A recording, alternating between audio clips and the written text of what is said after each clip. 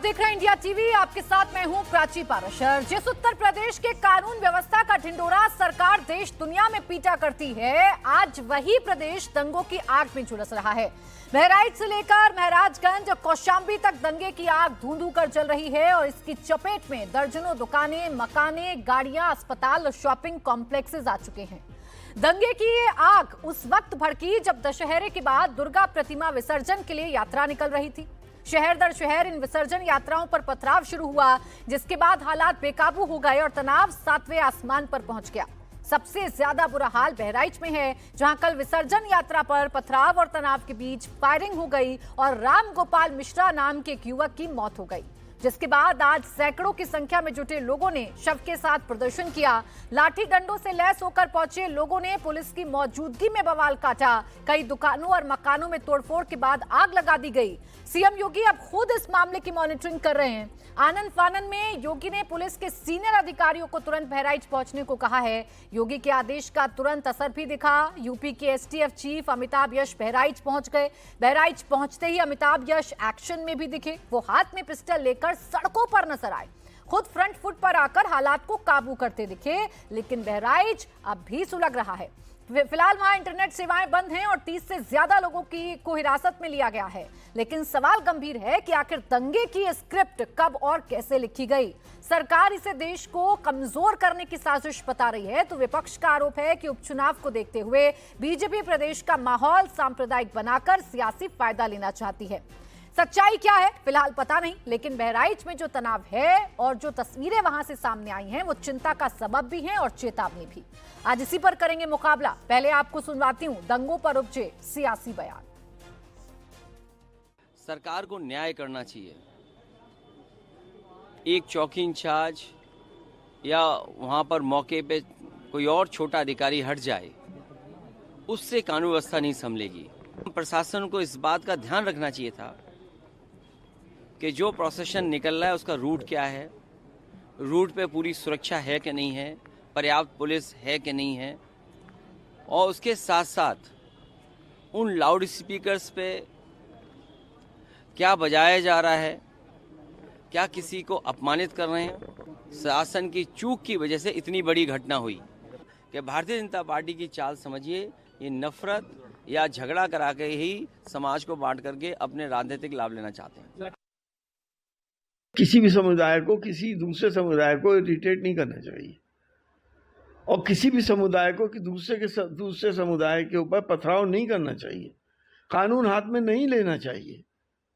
अपनी बात सरकार से कहें, अपनी बात प्रशासन से कहें, पुलिस से कहें, वो सही तरीका है। लेकिन लोग इरिटेट करते हैं।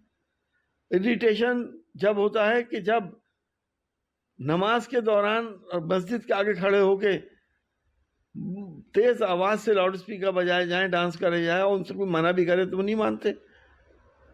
बहुत सी जगह ऐसा भी हुआ है कि जब लोगों में आपस में झगड़ा हुआ, पथराव हो गया, फिर हिंदू मुसलमान हो गया। इससे हम सब कमजोर होते हैं। देश तो कमजोर होता ही है, हम सब कमजोर होते हैं। पूरे प्रदेश में मैं पहले से कह रहा हूं जंगल राज कायम है। वहां पर गोली चली। बनारस में 481 साल पुराने भरत मिलाप में राम भक्तों पर इस सरकार ने लाठी चलवाई। बोलने से नहीं होगा ना, वो जाके खाली अपना काम कर रहे हैं। मैं समझता हूं कि उनके बस का नहीं रह गया है, उनको इस्तीफा देके मत चले जाए। कभी अल्पसंख्यकों को मारा जा रहा है, कभी अगड़ों को मारा जा रहा है। सभी लोगों को ये सरकार केवल और केवल गुंडई से और अपने सत्ता के बल पर सरकार चलाना चाहती है। किसकी ताकत बढ़ गई है जो पिछले कुछ समय से इस ढंग की घटनाएं देश में बढ़ गई हैं। ये मैं देश के विचार के लिए सोचता हूं। जो लोग कहते थे ना कि पिछले कुछ महीने से कुछ ताकत बढ़ गई, कुछ शक्तियों की, ये कौन सी शक्तियां थी जिनकी ताकत बढ़ी है? ये कौन सी शक्तियां हैं जो भारत को कमजोर करना चाहती हैं? आर्थिक आधार पर भी, सामाजिक आधार पर भी, सांस्कृतिक आधार पर भी। ये सब कहीं ना कहीं उन्हीं शक्तियों के टूल बने हुए हैं कि पिछले 4 महीने में ऐसी घटनाएं क्यों हो रही हैं।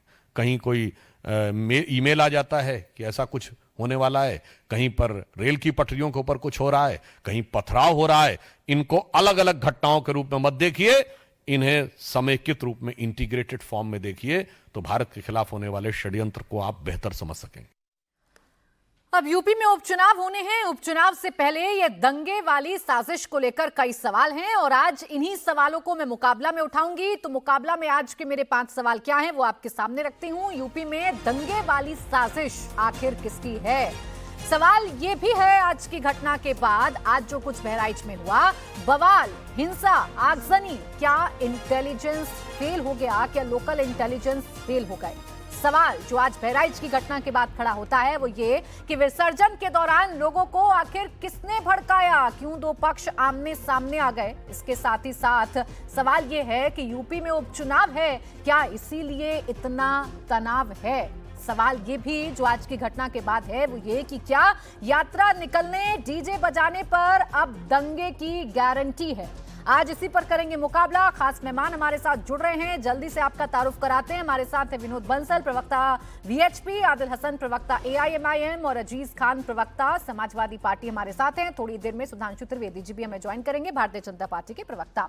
आप सभी का बहुत बहुत स्वागत है। मैं अजीज खान जी आपसे शुरुआत कर रही हूँ।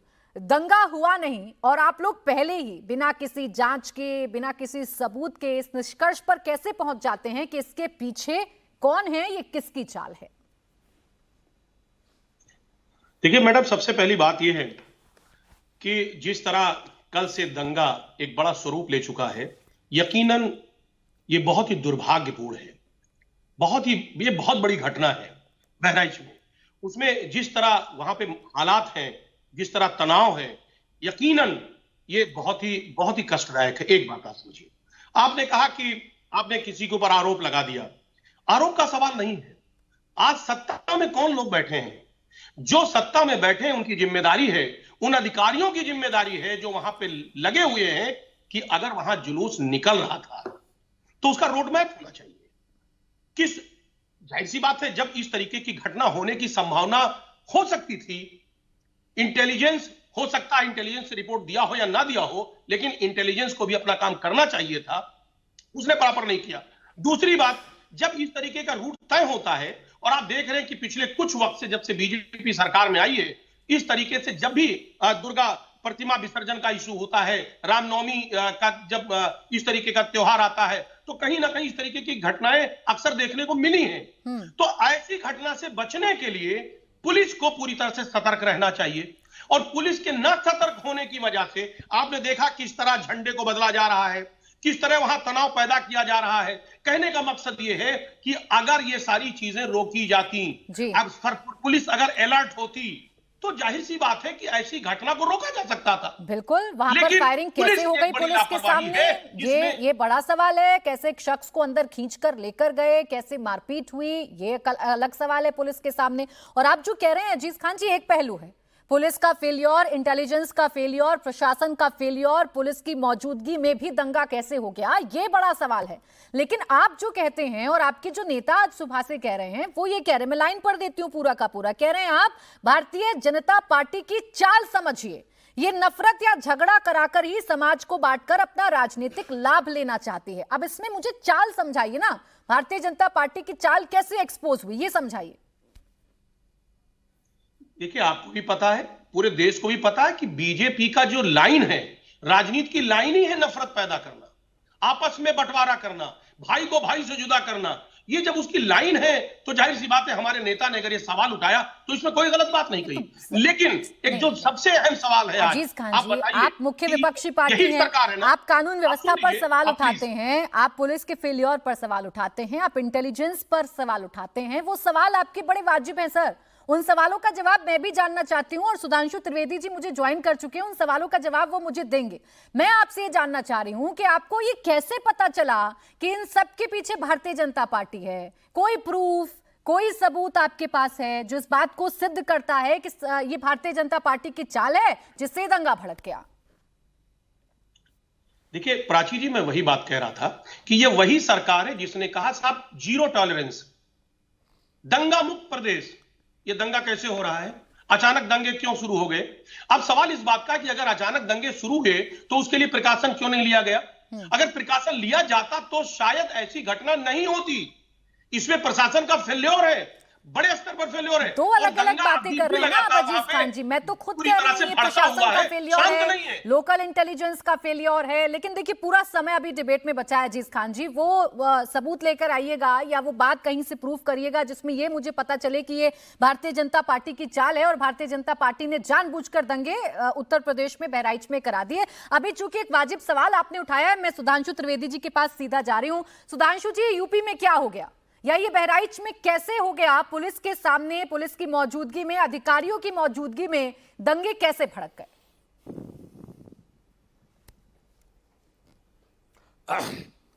प्राची जी, यहां पर जो बहराइच में हुआ उसको एक पृथक घटना के रूप में देखना मेरे विचार से नासमझी है, और विपक्ष जो कहने का प्रयास कर रहा उसमें षड्यंत्र है। ये खाली बहराइच में हो रहा है क्या? आज ही तो एक दूसरी घटना भी हुई ना कि मुंबई से फ्लाइट जा रही थी और उसमें बम की अफवाह आई, फिर उसको दिल्ली में रोकना पड़ा। तो कहीं ट्रेनों पे कुछ, पटरियों पे कुछ रखा हुआ मिल रहा है, तो कहीं पटरियों को उड़ाने का प्रयास किया जा रहा है। पथराव की घटनाएं गुजरात से लेके, महाराष्ट्र से लेके उत्तर प्रदेश तक हो रही हैं। या अचानक कौन सी ताकतें हैं जिनकी शक्ति बढ़ गई है? जो लोग कहते थे ना कि उत्तर प्रदेश में अब उनको लगता है कि हिंदू फोर्सेस कमजोर हो गई हैं और वो कौन सी सेकुलर फोर्सेस मजबूत हो गई हैं, तो ये सेकुलर संगीत का मधुर स्वरूप दिखाई पड़ने लगा है पूरे भारत में।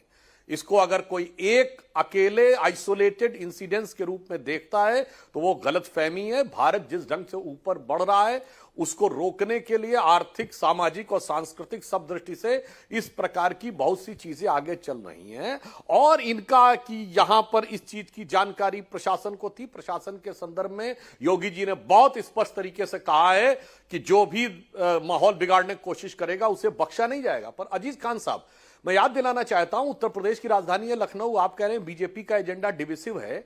यह बताइए, 1980 तक लखनऊ में हिंदू मुस्लिम दंगा नहीं, शिया सुन्नी दंगा होता था। फिर कांग्रेस की दौरे हुकूमत थी और उसके बाद शियाओं का मदे साहबा का जुलूस निकालना बंद कर दिया गया। फिर वो कब चलना शुरू हुआ? कल्याण सिंह जी की सरकार के समय में दोबारा जब आए थे। तो मेरे भाई ये बताओ, और आज भी कश्मीर में शियाओं का जुलूस अब निकल पाया हमारी सरकार में? मेरे भाई, ये हिंदू मुस्लिम की आप आरोप हम पे लगाते, शिया सुन्नी का दंगा भी हम ही कराते थे क्या? ना, शिया सुन्नी सुनो मेरे भाई, एक्चुअली में सांप्रदायिक सौहार्द और किसी भी प्रकार का सौहार्द। आदिल हसन साहब, बकवास मत करिए, फैक्ट बोल रहा हूं। अगर आप लखनऊ के नहीं है तो नहीं पता तो जानकारी कर लीजिए। 22 साल शिया सुन्नी के बीच में दंगे के कारण शियाओं का मदे साहबा का जुलूस नहीं निकला और वो बीजेपी की सरकार में आकर निकला। डिस्टर्ब करने से कुछ नहीं होने वाला मेरे भाई, फैक्ट बोल रहा हूं। आए बाएं साएं मत बोलिए। और 20-22 साल के बाद कारगिल में यही हुआ, कश्मीर में अनाप शराब बोलने लगे। आदिल हसन जी, मैं आपके पास आ रही हूँ। आदिल हसन जी, आप अपनी बारी में बोलिएगा ना। थोड़ा इम्पेशेंट होकर अगर आप चर्चा में बैठते हैं तो चर्चा ही खराब होती है। समय जाता है सर, समय आप लोगों का कटता है, मेरा नहीं कटता है। एक दूसरे के बीच में बोलते रहिएगा तो समय नहीं मिल पाता है और फिर आप ही शिकायत करने लगते हैं। आप ही तय कर लीजिए कि कैसे होगा डिबेट, आप ही तय कर लीजिए कि क्या सवाल होंगे। आदिल हसन साहब, बोलिए। आदिल हसन साहब, इतना आपे से बाहर होने की जरूरत नहीं है। आदिल हसन साहब, इतना आपे से बाहर होने की जरूरत नहीं। अब मैं आपको झूठ का सौदागर आप हमसे कह रहे थे, जरा सच की सच्चाई बता देता हूं। क्यों भाई, ये बोले थे ना ओवैसी, जय फिलिस्तीन, ये सच है कि नहीं? ये ओवैसी बोले थे ना कि जब मोदी पहाड़ पे चले जाएंगे और योगी मठ में चले जाएंगे तुम्हें बचाने कौन आएगा? ये छोटा ओवैसी बोला था ना कि 15 मिनट के लिए पुलिस हटा लो, 20 करोड़ 100 करोड़ पे भारी पड़ेगा। मेरे भाई, ये तुम्हारी सच्चाई है, उछलिए कूदिए नहीं, झूठ का सौदागर पे मत बोलिए। एक एक चीज सच्चाई है, इसलिए अच्छा चलिए लौटकर मुद्दे पर आते हैं। सुधांशु त्रिवेदी जी, मैं आदिल हसन को थोड़ी देर के लिए चुप कर रही हूँ, मैं उनकी आवाज थोड़ी देर के लिए कम कर रही हूँ। आपने कहा कि हमें देखना चाहिए, सारी घटनाओं को इकट्ठा करके देखना चाहिए, कोई साजिश है। तो सर, सूबा आपका, सरकार आपकी, प्रशासन आपका, लोकल इंटेलिजेंस आपका, उसके बावजूद अगर दंगा होता है या उसके बावजूद ऐसी घटनाएं होती हैं तो जिम्मेदारी किसकी है? आपने बिल्कुल सही कहा, हमारी सरकार है, इसलिए ये चीजें शुरू होते ही नियंत्रण में आ जा रही हैं। जे एक जमाने में जब इनकी समाजवादी पार्टी की सरकार थी, सांप्रदायिक सौहार्द की सरकार थी, तो मऊ का दंगा, बहराइच का दंगा, इलाहाबाद, कानपुर, मथुरा, मुजफ्फरनगर, क्या गजब का संगीत सुनाई पड़ता था पूर्वी उत्तर प्रदेश से पश्चिमी उत्तर प्रदेश के ऊपर। आज वो नहीं हो पा रहा है क्योंकि भारतीय जनता पार्टी की और योगी जी की सरकार है। इसीलिए मैं ये कहना चाहता हूं कि आज आप सोच लीजिए, जब मोदी जी की सरकार केंद्र में और योगी जी की सरकार यहां है, इसलिए चीजें नियंत्रित हो पा रही हैं। और जहां तक इनको सपोर्ट करने वाली शक्तियां बहुत मजबूती से बैठी हैं, मैं ईमानदारी और विनम्रता से कह रहा हूं, क्या यह सच नहीं है कि भारत का पिछला लोकसभा चुनाव भारत के इतिहास का एकमात्र चुनाव था जब 7 समुंदर पार बैठे हुए किसी धन कुबेर जॉर्ज सोरस ने कहा मैंने $1 बिलियन रखा हुआ है मोदी की सरकार को हटाने के लिए। वो $1 बिलियन कहां खर्च हो रहा है? लोगों को भड़काने में, इस जंग की चीजों को लाने में, या कुछ प्रायोजित लोगों से दंगा कराने में। सुधांशु जी, छोटा सा और मेरा सवाल है, उसके बाद मैं आगे बढ़ रही हूं। सुधांशु जी, अगर नियंत्रण में होता तो ये तस्वीर ना देखने को मिलती ना मुझे, जहां एक बाइक के शोरूम को आप आग लगा रहे हैं, आप घर में घुसकर आगजनी कर रहे हैं, आप अस्पताल में आग लगा रहे हैं, ये नियंत्रण होता है क्या? यही नियंत्रण का आईजी क्या कर रहा है? आईजी मैंने इसीलिए कहा प्राची जी, जब आप इन चीजों को उस दौर से तुलना करेंगी, इसी उत्तर प्रदेश में, अरे भाई क्या आए बाएं साएं करते चले जा रहे हैं। इनको अगर राष्ट्रीय चैनल पे बैठ के बात करने की तमीज नहीं है तो लगातार डिस्टर्ब कर रहे हैं। ना अजीज खान साहब बोल रहे हैं, ना विनोद जी बोल रहे हैं, पता नहीं क्या अनशन बोलते चले जा रहे हैं। दर्शकों के साथ सम्मान से बिहेवियर करिए, जैसे आप राष्ट्रीय चैनल पर बैठे, मर्यादा से बात करिए, चिल्लाने से नहीं होता। अब मैं बताना चाहता हूं प्राची जी, ये उत्तर प्रदेश वो उत्तर प्रदेश है जहां एक दौर में 55 जिले कर्फ्यू में रहे हैं, सपा के दौर में। ये वो उत्तर प्रदेश है जहां मीडिया हाउस के अंदर भीड़ घुस गई थी 1994-95 में। ये वो उत्तर प्रदेश है जहां इलाहाबाद हाईकोर्ट में दंगाई घुस गए थे। इसीलिए मैं कहना चाहता हूं, आज इन शक्तियों की इतनी ताकत बढ़ी है तो इतना दिखाई पड़ने लगा है। इसीलिए देश के लिए विचार करने का विषय है, और ये केवल अकेले उत्तर प्रदेश में नहीं दिख रहा है, पूरे भारत में इस प्रकार की चीज दिख रही है। सुधांशु जी, इसीलिए आपकी सरकार को जनता ने चुना, आपकी सरकार आई, शांति बहाली हो ऐसी उम्मीद जताई गई। लेकिन जो बहराइच में हुआ, उसने अजीज खान जी को तो मौका दिया ना, वो तो चाल बता रहे हैं भारतीय जनता पार्टी की। अजीज खान जी कह रहे हैं सुधांशु त्रिवेदी जी कि हम तो बहुत बेहतर हैं, जिनकी ताकत बड़ी है उसके बाद ये हालात हुए हैं, तो उस पर तो सवाल खड़े होंगे ही। देखिए प्राची जी, इतना बड़ा दंगा हो रहा है, अभी काबू में नहीं आया है, लेकिन इस दंगे को कैसे रोका जाए, क्या रणनीति बनाई जाए और क्यों हुआ, इस पर डिस्कस करने के बजाय ये 70 साल में चले गए कि साहब 55 जिलों में कर्फ्यू था और पता नहीं क्या क्या। आज आप देखिए लखनऊ में अभी एक दिन पहले किस तरह कस्टोडियल डेथ हुआ है, किस तरह एक लड़के को किस तरह से मार दिया गया, क्या क्या हालात पैदा हुए, उस पर ये चर्चा नहीं करेंगे, वो साहब विपक्ष जिम्मेदार है। अब महाराष्ट्र में घटना हो गई, इतनी बड़ी घटना, जेल से बैठ करके एक शख्स पूरे देश में इस समय माहौल खराब कर रहा है, वो विपक्ष जिम्मेदार है। आप देखिए ना, इस तरीके से बहराइच में इतनी बड़ी घटना हुई है, जिस तरह वहां का माहौल बिगड़ा हुआ है, उसके लिए विपक्ष जिम्मेदार है। हकीकत यह है कि जब लॉ एंड ऑर्डर आपके अंडर में आता है, आप सत्ता में बैठे हैं, आप उसे रोकने के बजाय आप विपक्ष पर कमेंट कर रहे हैं, आप विपक्ष से उम्मीद लगा रहे हैं। विपक्ष अगर आवाज उठाता है, विपक्ष अगर सवाल खड़ा करता है, तो आप उसको कटघरे में खड़ा करते हैं। ठीक है साहब, आपके नियम में क्या था? आज जिस तरह बहराइच में दंगा, अजीज खान जी, आपके सवाल, एक एक सवाल का जवाब लेने की कोशिश मैंने की। आपने जो सवाल पूछे वो एक एक सवाल मैंने सुधांशु जी तक पहुंचाया, लेकिन आपने भी तो सीधे सीधे कहा ना कि भारतीय जनता पार्टी इसके लिए जिम्मेदार है। वो आप मुझे बताइएगा। बादल जी, आपके पास आ रही हूँ, आप मुझे बताइए, क्या इस देश में आप डीजे बजाना और कोई भी शोभा यात्रा निकालना या धार्मिक यात्रा निकालना दंगे की गारंटी हो गई है? मैडम अब सुन लीजिए, सुप्रीम कोर्ट का गाइडलाइन है। सुप्रीम कोर्ट ने कहा है कहीं भी दंगा होगा 45 मिनट के अंदर डीएम एसपी अगर चाहे तो उसको रोक ले। मैं पूछना चाहता हूं, बेचारा मिश्रा जी जो मरे हैं, क्या डीएम एसपी के तनख्वाह से पैसा दिया जाएगा? आपको पता है कि डीजे लगाना, डीजे में अभद्र गाना बजाना मना है। हैदराबाद में डीजे पर प्रतिबंध लगाया गया। वहां के पुलिस कमिश्नर ने, दोनों समुदाय के लोगों ने, बैरिस्टर असदुद्दीन ओवैसी साहब ने अपील की, डीजे पर जब डीजे पे भड़काऊ गाना बजेगा तो क्या करेगा? आपको बताता हूं मैडम, इनके जो है सुप्रीम कोर्ट का गाइडलाइन है कि सीसीटीवी से आप वीडियो रिकॉर्डिंग कीजिए। क्या कर रहा था डीएमएसपी? आईजी इंटेलिजेंस क्या कर रहा था? एडीजी हेडक्वार्टर क्या कर रहा था? आप पूछिए इनसे। आपको मैडम बतलाता, हॉस्पिटल जलाइएगा, आप हीरो होंडा का शोरूम जलाइएगा। योगी आदित्यनाथ सरकार जब से आई है 20,000 लोगों पर केस वापस की है। अभी 3 दिन पहले 2015 में कानपुर में मुहर्रम के जुलूस में दंगा लड़ाई हुई थी, 32 लोग पे योगी आदित्यनाथ सरकार ने वापस ले लिया। मैडम, आप गोंडा में मूर्ति विसर्जन पर अफवाह फैली, सब्जी वालों को आपने लूट लिया। आज सुबह में लखनऊ में 14 साल की लड़की के साथ गैंगरेप हुआ, चितपट में बतलाए सुधांशु जी क्या करेंगे? इनके आदिल घर जी। में खुद चोरी हुई थी, क्या आदिल जी। यूपी लॉ एंड ऑर्डर की आदिल बात जी। करेंगे? और आदिल जी। गौरी लंकेश को आरएसएस के आदिल लोग जी। उसके कातिलों को मुझे एक माला बात तो पहनाएंगे तो बताइए, क्या होगा? मुझे एक बात तो गुजरात का होम बताइए, मिनिस्टर, आपकी ये चिंता, गुजरात का आपका होम ये मिनिस्टर एक ड्रग कंसर्न नेटवर्क को, एक बात पर आकर गुजरात का होम खत्म मिनिस्टर क्यों हो वहां पर जाता है सर? बिश्नोई एक मार रहा है बात पर सबको, आकर खत्म सिद्धू क्यों हो मूसेवाला जाता है? को मारा, भड़काऊ मंत्री को गाना मारा। बज रहा गुजरात है, का होम मिनिस्टर डीजे पर क्या पैट्रोल बज दे रहा रहे है, हैं? क्या नहीं बज रहा है? क्या इस बात से तो लाइसेंस गाना मिल खुद जाता भी है बनेगा। किसी को कि आप गोली मार देंगे, अच्छा, सुनिए, मैडम, आप पिटाई कर सुनिए, देंगे, आप सुनिए, चाकुओं से गोद सुनिए, बात देंगे? सुनिए। नहीं, मैडम, लाइसेंस सुनिए। मिलता है क्या कि आप कानून हाथ प्राची में जी, ले सुनिए। सकते हैं? आप पुलिस है ना, तो आप अरे- दीजिए ना पुलिस को पकड़कर, सुन अगर कोई भी लीजिए। धार्मिक भावनाओं को आहत कर रहा है तो। सुनिए मैम, पूछिए सुधांशु त्रिवेदी से। विदेश में मोदी जी अरब जाते हैं, इंडोनेशिया मलेशिया में जितने प्राइम मिनिस्टर और मुस्लिम धर्म गुरु से मिलते हैं, यति नरसिंह आदिल जी, मेरा ये सवाल नहीं था। आदिल जी, मेरा ये सवाल नहीं था। मैंने आपसे बड़ा स्पष्ट पूछा कि क्या लाइसेंस मिल जाता है? आदिल हसन जी, आप लोगों को क्या लाइसेंस मिल जाता है? आदिल हसन जी, क्या लाइसेंस मिल जाता है इस बात का कि कहीं पर भड़काऊ गाने बज रहे हैं, भड़काऊ नारेबाजी हो रही है, तो आप खुलेआम गोलीबारी कर सकते हैं? आप फायरिंग कर देंगे क्या?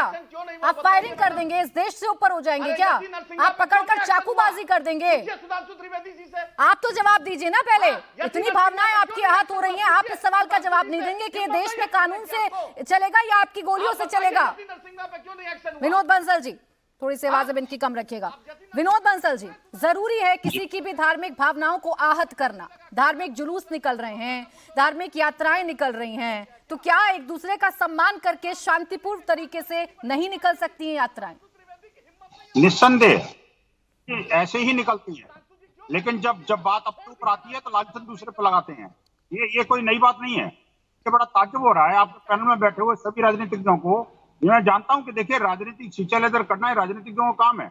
आप शासन प्रशासन को कोचिए, सरकार को कोचिए, लेकिन मुझे बताइए आखिरकार एक शब्द उन जिहादियों के लिए भी तो बोल दीजिए जो मस्जिद में बैठ करके और बच्चे की लिंचिंग कर रहे थे, उसके हाथों को नाखून उतार रहे थे, उसकी नसन हत्या खींच करके मस्जिद के अंदर कर रहे थे।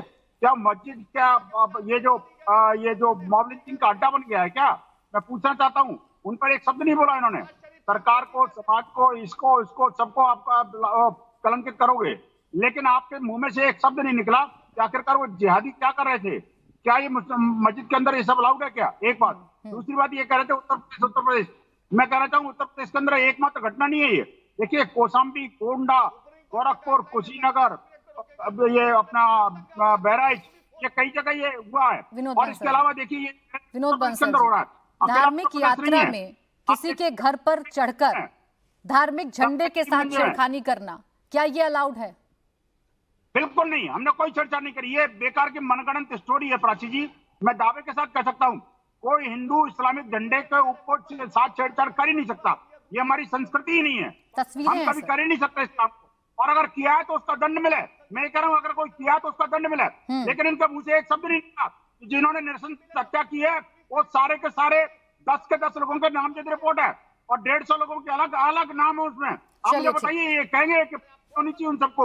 ठीक है, सुधांशु त्रिवेदी जी, अखिलेश यादव ये कह रहे हैं और उनकी पार्टी के तमाम नेता ये कह रहे हैं कि प्रशासन को ये देखना चाहिए या पुलिस को ये देखना चाहिए कि डीजो पर क्या गाने बज रहे हैं, कौन से मोहल्लों से रूट निकल रहे हैं। पुलिस की मौजूदगी में अगर दंगा हो रहा है, कल दंगा हुआ तो समझ में आया, आज कैसे होने दिया ये दंगा? पुलिस कहां थी, प्रशासन कहां था, कहां थी इंटेलिजेंस?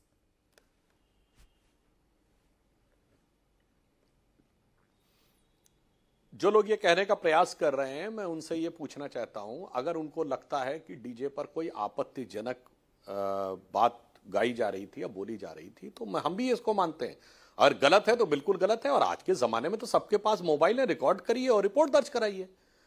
और अगर ये मान लिया जाए कि डीजे तैयारी से आया था, तो ये बताइए उसमें गोली कैसे चलने लगी? ये कट्टे क्या, चाकू, या जो कंट्री मेड पिस्टल है, ये क्या इनको पहले से इल्हाम हो गया था कि कोई डीजे चलेगा, उस पर आपत्तिजनक गाना चलेगा, तो उसके बाद हम इसके लिए तैयारी से पहले से इलीगल वेपन और चाकू वाकू रख के चलेंगे?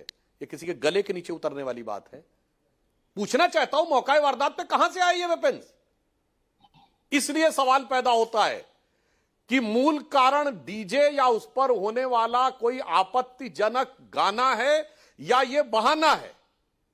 ये कोई भी गंभीरता से समझ सकता, और ये जब जांच होगी इस विषय की तो मुझे लगता है उसमें दूध का दूध पानी का पानी हो जाएगा। वरना अखिलेश यादव जी बता दें, कॉमन सेंस की बात है, सहज बुद्धि की बात है कि उनके पास ये सारी चीजें तैयारी से कैसे थी। इसीलिए मैंने कहा इस घटना को एक घटना के रूप में दिखाने का जो प्रयास है समाजवादी पार्टी और विपक्ष का, वो वास्तविकता में तिनके की ओट में पहाड़ को छुपाने का एक प्रयास है। और वास्तविकता में जब से हमारी सरकार आई है और सांप्रदायिक वातावरण नियंत्रण में है, तो उसको किस प्रकार से डिरेल किया जाए उसके लिए प्रयास हो रहा है। मगर आश्वस्त रहिए, हमारी सरकार इन सारे तत्वों के साथ पूरी गंभीरता और दृढ़ता के साथ जो जहन में आता है, कानूनी कल जो वाकया हुआ, आपने जिन बंदूक की बात की, जिस हथियार की आपने बात की, उस वक्त वहां पुलिस थी ना, पुलिस की मौजूदगी में सब कुछ हो रहा था सर। क्या पुलिस को इतना पता नहीं चल पाया, माहौल को पुलिस नहीं भांप पाई कि यहां पर माहौल बिगड़ सकता है, किसी की जान जा सकती है? मस्जिदों को सैनिटाइज करना चाहिए लगता है। आदिल जी की आवाज कम रखिए। जी, जो आपने बात कही वहां पे तात्कालिक मैं बता रहा हूं, देखिए तात्कालिक रूप से घटना स्थल पर क्या परिस्थिति थी और घटना स्थल पर कहां किस प्रकार की चूक हुई, यदि किसी पुलिस अधिकारियों के द्वारा भी चूक हुई तो ये सारी बातें जांच में सामने आएंगी। जैसे कह रहे हैं कि अगर वहां पे ऑन द स्पॉट कुछ लोग ऐसा कर रहे थे तो वहां पर उन पे क्यों नहीं प्रभावी नियंत्रण हो पाया, या ये वास्तविकता है या नहीं है, ये सारी बातें जांच में सामने आएंगी। ठीक है, जांच हुई नहीं अजीज खान जी, और आप लोगों ने पहले तय कर लिया कि इसके पीछे कौन है। सरकार जांच करने के लिए तैयार है, सरकार ने कई लोगों की गिरफ्तारी भी की है, बाद में नियंत्रण भी पाया गया, खुद अमिताभ यश मौके पर पहुंच गए। इसके अलावा क्या और सरकार को करना चाहिए था जो सरकार ने नहीं किया, जिस पर आप प्रश्न खड़े कर रहे हैं? देखिए प्राची जी, एक बात को समझिए, कह रहे साहब क्यों सवाल खड़ा किया जा रहा है। अभी विनोद बंसल जी ने भी यही सवाल उठाया और मेरे ख्याल से सुधांशु जी ने भी यही बात कही। आप ये बताइए मुझे, आजकल इतना हाईटेक जमाना है, जिस तरह आपके चैनल ने भी दिखाया कि किस तरह झंडे को उतारा जा रहा है और दूसरा झंडा लगाया जा रहा है। साहब वो कह रहे झंडा ही नहीं लगाया गया, झंडे नहीं उतारा गया। पुलिस की मौजूदगी में इस तरीके की हरकत अगर की जा रही है, उत्तेजना पैदा की जा रही है, तो ये किसकी जिम्मेदारी है? एक बात। दूसरी बात, अगर पुलिस एक्टिव होती तो शायद जो रोड मैप था आपको तरीके से बनाया जाता। महत्वपूर्ण है क्या? विनोद बंसल जी हल्ला न करिए आप, प्लीज इनको रोकिए। प्लीज उसके बाद आप काउंटर दीजिए। आप मुझे चिल्लाइए नहीं, आप मुझे बात जी एक मिनट तो आसान है। अरे भाई ये तरीका नहीं। प्राची जी अच्छा बोलने दीजिए विनोद बंसल जी। विनोद बंसल जी, कोई किसी के बीच में नहीं बोलेगा सर, आप काउंटर कर लीजिएगा, आ रही हूँ आपके पास, बोलिए अजीज जी। देखिए विनोद बंसल जी, आपने खुद ही कहा है कि ऐसा झंडा नहीं उतारा गया। अब सवाल इस बात का, लगातार वीडियो क्लिपिंग उसकी आ रही है, सारे चैनल दिखा रहे हैं, लोग दिखा रहे हैं, मैं तो अपनी तरफ से नहीं बोल रहा हूं ना। और अगर ऐसा किया जा रहा है तो इसके लिए जिम्मेदार कौन है? वहां पुलिस ने आखिर इस चीज के लिए रोका क्यों नहीं कि दंगा भड़क सकता है, कुछ भी हालात बिगड़ सकते हैं? एक बात। दूसरी बात मैं कह रहा हूं, इसका रोड मैप प्रॉपर तरीके से तय क्यों नहीं किया गया? वो सेंसिटिव इलाका अगर था तो सेंसिटिव इलाके को बाकायदे अजीज खान जी, झंडा उतारना सरासर गलत है, किसी की धार्मिक भावनाओं से छेड़खानी करना सरासर गलत है, किसी को उकसाना सरासर गलत है, लेकिन क्या इस उकसावे में आकर गोलियां चलाना, चाकुओं से दागना, भीड़ खींचकर एक शख्स को अंदर लेकर जाए, उसे बेरहमी से मारना, क्या यह जायज है? देखिए प्राची जी, बिल्कुल नाजायज है। अगर एक शख्स कानून का उल्लंघन कर रहा है तो दूसरे शख्स की जिम्मेदारी है कि वो भी कानून का उल्लंघन ना करे। बिल्कुल नहीं करना चाहिए। लेकिन जब ऐसे हालात होते हैं तो ऐसे हालात में इस तरीके की स्थितियां पैदा हो जाती हैं।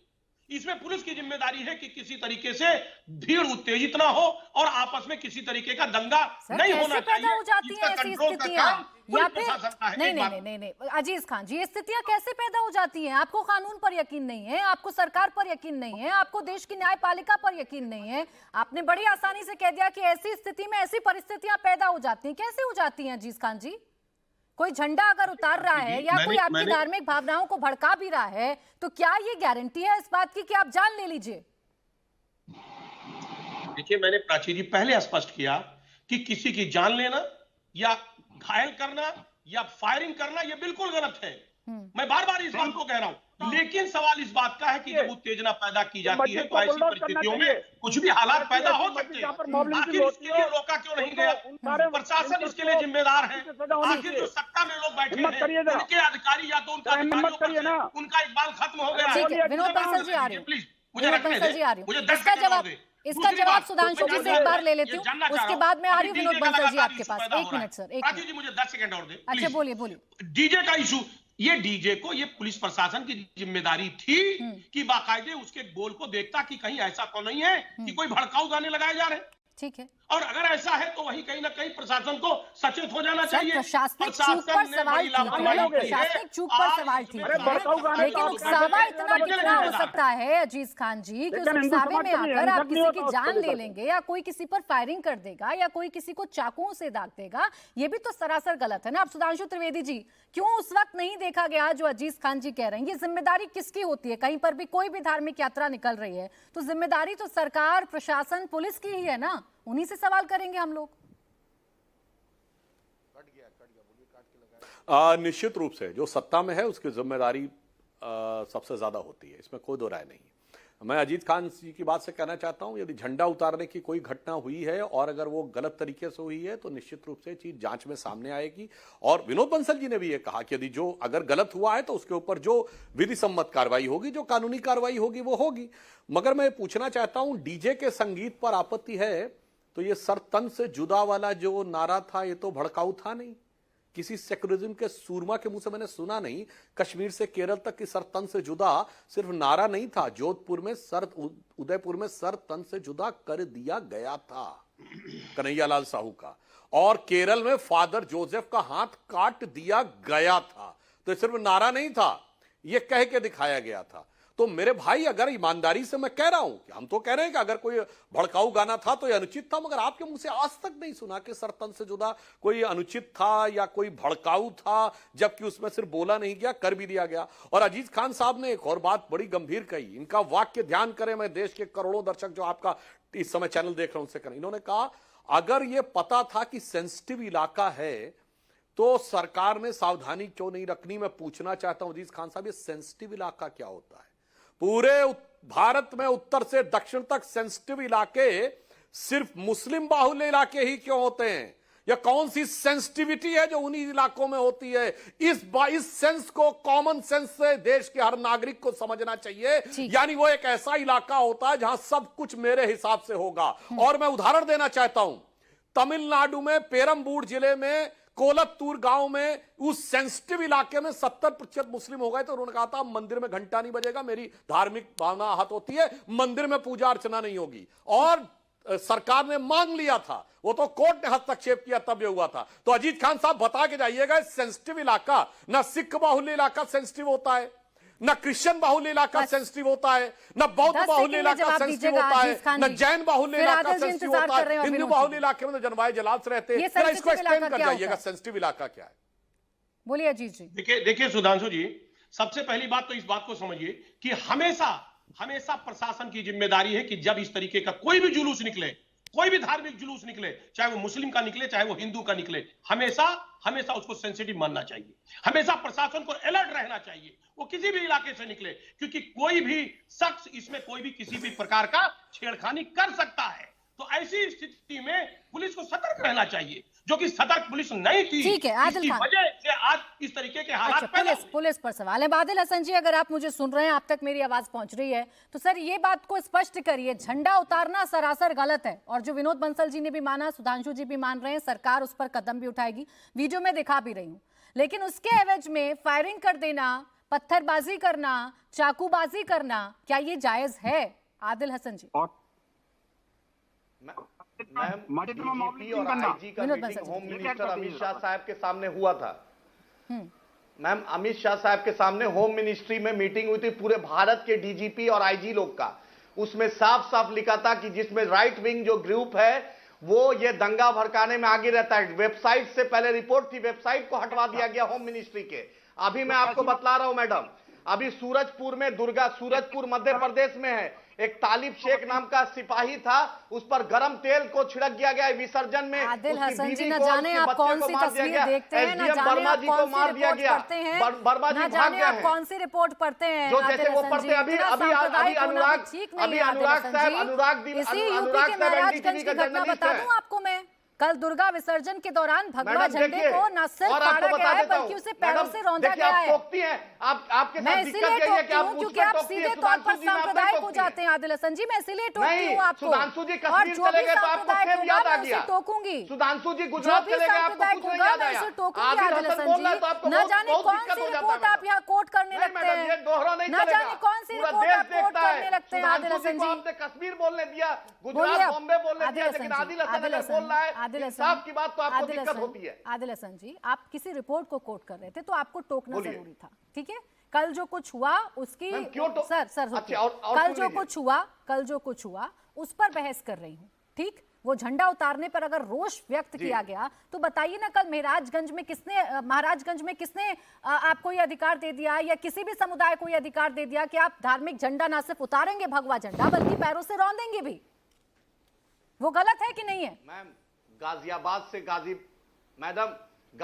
से गाजीपुर तक लॉ एंड ऑर्डर की ड्यूटी योगी आदित्यनाथ की है। योगी आदित्यनाथ जी चीफ मिनिस्टर हैं, संविधान की शपथ ली है। जिसने भी किया है आप एक्शन लीजिए उस पर, आप एक्शन लीजिए, लेकिन ये ड्रामा मत कीजिए किसी का होंडा सही को सही और गलत को गलत बोलना सीख लीजिए ना आदिल हसन जी। मैंने आपसे महाराजगंज की घटना पर प्रश्न क्या पूछ लिया, आप लगे जिम्मेदारी गिनाने। अरे एक बार सही को सही गलत को गलत कह के तो देखिए। विनोद बंसल जी एक जवाब इनका, आवाज कम रखिएगा आदिल हसन जी की। बोलिए विनोद बंसल जी। प्राची, मुझे बड़ा ताज्जुब होता है कि अजीज खान की ये अजीब बातें जो हैं अब बड़ी अजीब व गरीब हैं। ये बार बार ये तो कहते हैं कि भाई हाँ ऐसा नहीं होना चाहिए, वैसा नहीं होना चाहिए, लेकिन जब बात इनको ऊपर आती है तो बिल्कुल दाएं बाएं होकर के बात को गोल मोल कर जाते हैं। मैं कहना चाहता हूँ सरतन से जुदा की बात जो सुधांशु जी ने पूछी थी अभी तक इसका जवाब नहीं दिया इन्होंने। इनके मुंह में दही जम गया था जब सरतन से जुदा की गैंग पूरे देश भर में चली थी। इनके मुंह में दही जम गया जब वो उमेश कोहली की हत्या की थी। उसने तो सिर्फ एक व्यक्ति की हत्या नहीं की, उसे विश्वास की हत्या की थी। आपको पता है कन्हैया कुमार और जैसे कन्हैया लाल जैसे अनेक ऐसे हिंदू वीर हैं जिनकी नृशंस हत्या सिर्फ इस्लामिक जिहादी या पैगंबर के नाम पर विनोद बंसल जी, कल जो मैंने तस्वीर देखी, क्या मैं उस तस्वीर को जिम्मेदार मानूं कि ये जो हिंसा भड़की दुर्गा विसर्जन के दौरान, ये हिंसा उन उपद्रवियों की वजह से भड़की जिन्होंने झंडा उतारा, जिन्होंने इस्लामिक झंडे के साथ छेड़खानी की? बिल्कुल गलत है, सरासर गलत है। मैं कहता हूं इसका इन्वेस्टिगेशन होना चाहिए। इन्वेस्टिगेशन से पहले किसी तरह का कोई इस तरह की कथानक घटना ये ठीक नहीं है। मैं कहता हूं इनके मुंह में दही क्यों जम जाता है। विनोद बंसल जी, तस्वीर है ना, वीडियो है और वो वीडियो लगातार हमने दिखाया भी। अच्छा ठीक है, सुधांशु जी नहीं आ पाऊंगे आपके पास, समय बस इतना ही था। बहुत बहुत शुक्रिया आप सभी का हमारे साथ इस चर्चा में जुड़ने के लिए। इसी के साथ मुकाबला में आज के लिए बस इतना।